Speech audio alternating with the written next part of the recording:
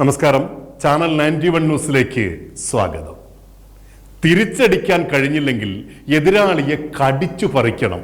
ഇത്തരമൊരു വിചിത്രമായ വിപ്ലവ അക്രമ ആഹ്വാനം നൽകിയിരിക്കുന്നത് നമ്മുടെ സ്വന്തം മണിയാശാനാണ്. മുൻ സംസ്ഥാന വൈദ്യുത വകുപ്പ് മന്ത്രിയായിരുന്ന എം മണി എന്ന വിപ്ലവ സിംഗം. വിവാദാഹ്വാനങ്ങളിൽ എന്നും നിറഞ്ഞു നിൽക്കുവാൻ ആഗ്രഹിക്കുന്ന സഖാവാണ് മണിയാശാൻ.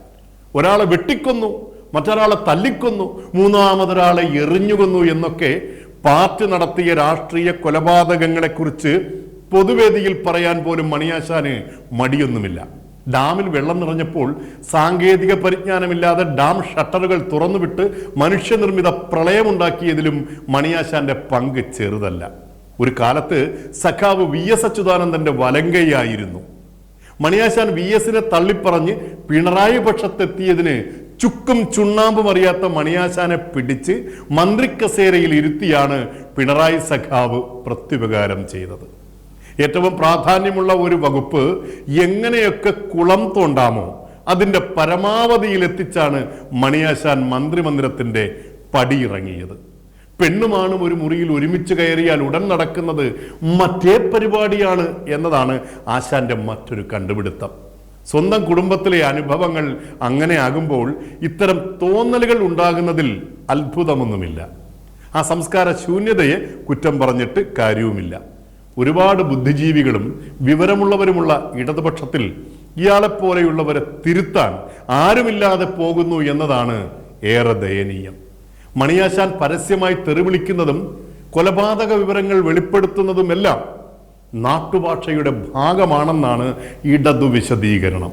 ഇതിപ്പോ എതിരാളിയെ കടിച്ചു പറിക്കാനുള്ള പുതിയ ആഹ്വാനം ആശാൻ നടത്തിയിരിക്കുന്നത് മൂന്നാർ ടൗണിൽ CPMന്റെ ഏരിയ സമ്മേളന സമാപന യോഗത്തിലാണ്.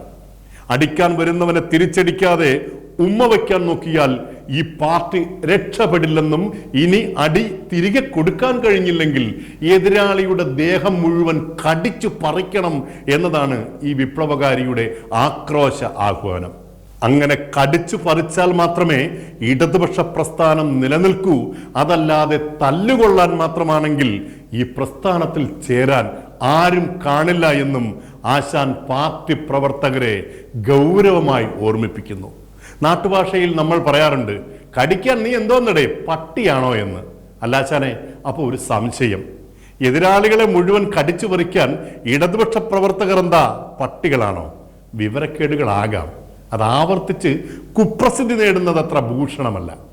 കേരളം എന്ന സംസ്ഥാനം ഭരിക്കുന്ന ഒരു രാഷ്ട്രീയ പ്രസ്ഥാനത്തിലെ മുൻ മന്ത്രി ഇങ്ങനെ പൊതുവേദിയിൽ പ്രസംഗിക്കുമ്പോൾ ആശാന്റെ നാട്ടുഭാഷയ്ക്കും അപ്പുറം ഈ പ്രസ്ഥാനത്തിന്റെ നിലവാര തകർച്ചയാണ് നമുക്ക് മുന്നിൽ ബോധ്യമാകുന്നത്. മാന്യമായ ഭാഷയിൽ പൊതുജനങ്ങളോട് സംസാരിക്കാനെങ്കിലും ആ മാറ്റത്തിന് സമയമായിരിക്കുന്നു. എതിരാളികളെ കടിച്ചു പറിക്കാൻ ആഹ്വാനം നൽകുന്നതിന് പകരം സമത്വത്തിനായി, അന്ധവിശ്വാസങ്ങൾക്കും അനാചാരങ്ങൾക്കും അനീതിക്കും എതിരായി ഇടതുപക്ഷ പ്രസ്ഥാനങ്ങൾ നടത്തിയിട്ടുള്ള ജ്വലിക്കുന്ന സമരങ്ങളെക്കുറിച്ച്, കേരളത്തിൽ ഇടതുപക്ഷ പ്രസ്ഥാനങ്ങളുടെ വിപ്ലവ ലക്ഷ്യങ്ങളെക്കുറിച്ച്, പുതുതലമുറ പാർട്ടിയിലേക്ക് വരേണ്ടതിൻ്റെ ആവശ്യകതയെക്കുറിച്ച് നല്ല 4 വാക്ക് പറയാൻ നോക്കൂ. അല്ലാതെ ഈ വയസ്സുകാലത്ത് എതിരാളികളെ കടിക്കാൻ പട്ടിപ്പരിശീലനം നൽകാതെ